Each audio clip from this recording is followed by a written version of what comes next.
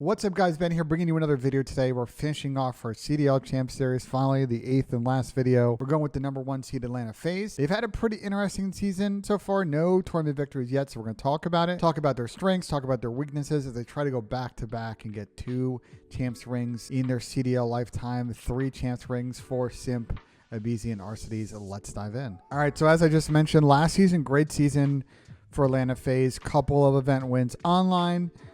They played good on land in Major 4. They got smoked by Seattle in Major 5 last year. But they ended up being super dominant at the end of the season at Champs, and they took care of business against Toronto in Map Beta, that grand final, and were your champions. And for Simp, ABEZY, ARCITYS, like these are guys that had massive success together in Black Ops 4. For the Atlanta FaZe team, they were also super successful in the Modern Warfare season of CDL, just losing to Dallas Empire in grand final. So this team has been like the #1 or the #2 team every season so far in the CDL. And like, if they're able to get it done here in Vanguard and win this chip, I think you probably have to put them sort of in the Dynasty greatest teams of all time conversation if they're not already there, depending on how you look at it. So it's been a little bit of a ride in Vanguard. They've been consistently #2 seed in the standings all season without an event win. So let's like talk a little bit about it. Like, they had a good start to the season. Major 1 qualifiers, 5-0, clean house against Boston, Thieves, Minnesota, New York, and Paris. Only dropped 5 maps. They were looking good going in the Major 1 tournament. And like, all things considered, they got second, which I think your real only blemish is the 2 losses to Texas, right? You smoked Boston, got reverse flip choked against Texas. You went to losers. You took care of business against Thieves in Game 5. You smoked Toronto on Sunday afternoon, and then you play London right after, the other EU team, and you took care of business there. And they had a really winnable chance in that grand finals. The Gavitu control, I think, was a big swing point for them, and they really couldn't get anything going on the maps afterwards, and lost in 7 maps. But really the only team that you looked close to losing to and lost to in this tournament was Texas. Everybody else you did a good job against. A little bit of a mixed bag in the Major 2 qualifiers, still getting into winner's bracket, taking care of business against Florida, London, Toronto. 2 losses against Seattle, which has sort of had FaZe's number, if you could sort of talk about sort of how Kickoff Classic went. And I believe they play with a sub in that game match against Texas. So still with tiebreakers, 5th seed, not too bad in terms of your seeding for the Minnesota event. And again, sort of the running theme this season is this team makes it to Sundays, but they can't quite finish. They get off started with a hot 3-0 against New York. They lose to Seattle, they beat Seattle in a Game 5, finally getting over sort of their demons on that front. And then they get it done against Boston, quick series. And at that point, you're like, all right, these guys are cruising now to winner's bracket. The thing, though, is LAG was on this crazy run, right? All the way from losers round 1, beating a lot of good teams, winning like 10 S&Ds in a row. And they really carry that strong S&D and control play into the grand finals. And FaZe are unable to really get it deep. They get to 7 maps. The LAG get it done. The surprise win for them. FaZe, though, back-to-back seconds. Okay, decent starts, but you're looking to try and win one of these tournaments. Pretty good start to Pro-Am. They start in Group A. They have Toronto Ultra, the Strike X team, and Seattle. Seattle, the surprise kind of last place team in that group. But FaZe get it done. 9-2, only dropped 2 maps, 1 to Seattle, 1 to Toronto. But once again, they get to bracket. They run up against Optic Texas. They get a good start, and then they get reverse swept. It was a winnable series. They would have had to match up against Thieves, but instead you played good in the group stage, and you have one bad day and you're out of it. You get top 8. Online in Major 3, they go 3-2. They lose to Optic Texas again, beat New York, lose to Minnesota. Surprisingly, but Minnesota did go 5-0 in this major qualifier stage. They beat LAG. Your winners from Major 2 are really kind of struggling at this point, and Boston Breach. Again, no harm, no foul. Tiebreakers. You're sitting at the 5th seed. It's all good. And they have another really good run, just coming up short. Again, sort of the theme of their season here in Major 3. They beat the home team. A lot of emotions in that series. 3-1. They smoke Thieves in like a 20-30 minute series, and they lose to Seattle in a tough Game 5. They end up facing Toronto again in losers finals, and it goes the distance. Toronto plays pretty well in that series, but FaZe get it done on Game 5. And sort of the theme of this, Seattle pulls in and carrying just really strong Tuscan play, really good S&D play, some clutches from Lamar. It does go pretty deep in the series, but Seattle get it done before it gets to map 9. And Seattle with the deep run, and FaZe once again, another second, another grand final runners up. You got your champ spot locked at this point. You're feeling good, but no trophies yet to show. Major 4 qualifiers, another 3-2, but again, not really in danger of not making it to winners. They beat they beat Seattle, they beat Toronto, they beat LA Thieves. But they did lose to London and LAG. The LAG being probably the most surprising of the two. London were playing pretty good online at the time. Then you get to Major 4, and a surprise loss to Thieves, I think, in winners round 1, especially that it didn't go to 5 games. Not the best of starts for FaZe, so you get bounced immediately to losers. They play against Paris, and Paris actually takes them the distance in game 5. Kind of two really back sort of off series for FaZe, but they grind it out. They get a good rebound series against LAG. The Florida series wasn't particularly close on most of the maps. And then we get to Sunday. And FaZe get a chance to exercise their demons. They've been unable to beat Optic all season. They finally get it done. But unfortunately, they run up to Thieves again, and they just really struggle to get ahead in that series. Thieves get it done in map 4, and FaZe go home in 3rd finally for an event. And it's surprising, man, because this team, like, look, you look at their map stats, and they've won 102 maps this season, lost 70. So they're winning 60% of maps. You're like, how have these guys not won an event all season? And it comes down to when they ended up pulling up to an event, they were the 2nd or 3rd best team, legit. And they would lose and play the hot team at the event. And even though the Atlanta FaZe team is probably one of the most skilled teams in the history of Call of Duty, they just didn't have the wherewithal this season to get it done so far against the teams that are coming in hot in S&D, hot in control. FaZe have a pretty deep map pool. I would say like the only maps they really struggle at. They haven't been able to figure out Berlin hardpoint all season, but they're really good at the other 3 hardpoints. That 5 and 6 Bocage S&D record's a little bit misleading. They played that map a lot recently, and they're basically like 4 and 4 if you take a look at it in the last 2 stages. So it's not as strong as say like a Berlin S&D, but they are serviceable and do play that map quite a bit. You take a look at the control record, and pretty solid across the board. Only Optic had a better record than them in control. Tuscan, they were great at, especially at the end of the season. Berlin was a late add, and they've been serviceable and fine in that. Not their best control, but they're still definitely being teams on it. Gap control was a struggle for them early on in the season, but actually they've been better as of late, especially on offense. And just to finish out the S&D thing, the one thing I will say is you look at this 8-4 in Desert Siege, and this is an area I think that FaZe is going to have to focus up on. Because you look at their record, and they played it 0 times in Major 4.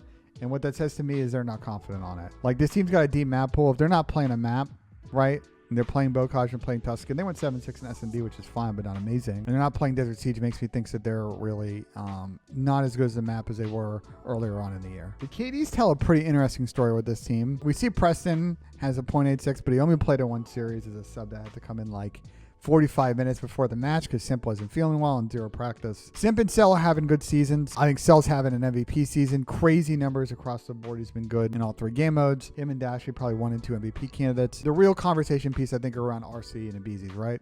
Not everybody's going to drop a 1 on your team. I think the ABEZY .97 is the most surprising of the 2. I mean, Tyler's been so good for the last couple of years and has really struggled in this game. And it's kind of odd because I actually see a lot of stuff on Reddit of like, oh, this game doesn't really fit his play style and this and that, but like, I think it kind of does. I just feel like it just, you know, players have down years. They don't really get a feel for how a game plays. I think this is one of those things for them. And part of their ceiling and maybe where they've struggled against some of these top teams is, you know, he's not applying that sub pressure in those big moments for them. When he's playing well, like we saw with the Optic series in Major 4, like they are a dominant team. But when he is kind of, you know, really around a .95, .96, and not really a plus slayer, it's putting a lot of pressure on the other 3 players in the team. And Cell's been playing well, but Alec's been super inconsistent from series to series. So it's going to be really tough to win when you have 2 players in your team just inconsistent slaying. It puts a lot on Simp, who I think if you look at a lot of like the dirty work stats here, I think he's played a little bit more, less of a roam role this year. And he's had to play a lot more around the hill just because ABEZY struggled at points. So there's a little bit of a switch up for him, but a 105 is still a very good season as Simp in a game where a lot of subs have not had crazy slaying numbers. So for me, the work on piece is this. I think Alec and ABEZY got to bring their best game. The chance that they're going to want to win this. We've seen that at moments from Alec, especially at land, but it swings a lot, and his floor has been really low this season. For ABEZY, I think he's been consistently around that like 9 to .95, and he's had a couple of 1 or plus series, but only a couple. We haven't seen the ABEZY that was the champs MVP last year.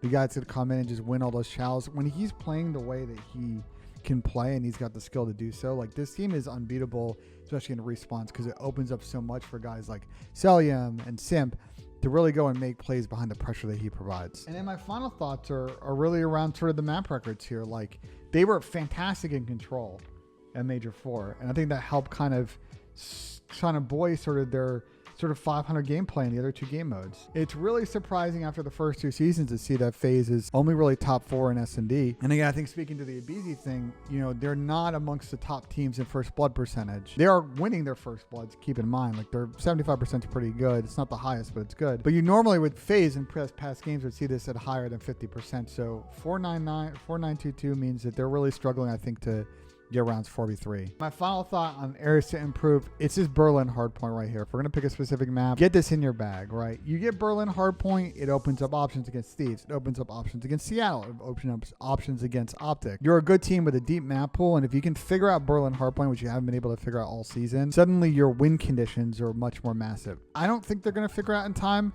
It just, to me, feels like they're just going to have to grind out a lot of Bocage, Gava 2 Tuscan series, which is fine. The only problem with a map like Bocage, especially if you're playing it early on in the series, it's really a speed and comms test, right, with your team. How you're going to come out hot in that map 1. And so being down to 0-1 hole and then their S&D sort of 50-50, it's going to put a lot of emphasis on their S&D play, I think, especially at this tournament. So let's take a look at the bracket. FaZe is going to square up against New York last match on Thursday, but they haven't played since, I believe, the beginning of Major 3. They haven't played sort of New York in their sort of current form. And the series haven't been super close. If you take a look at the map records, FaZe really had their number in S&Ds. They played a bunch of Tuscans. If I remember correctly, a lot of those Tuscans, like, they were doing a lot of disrespectful stuff to Krem, which is fair. There's always that weird dynamic, right, these players have with Krem the past couple of years. The 4-1 hardpoint, I think, would be a little misleading now because New York's become a much better hardpoint team. But I see sort of the map pool overlap here versus New York. They haven't surprisingly played Bocage against each other, but I could see that in this series. But the Gav Tuscan, there's some good upside for FaZe here, I think. I think FaZe is probably the better control team right now. SNEs are probably where this is a little more 50-50, I think,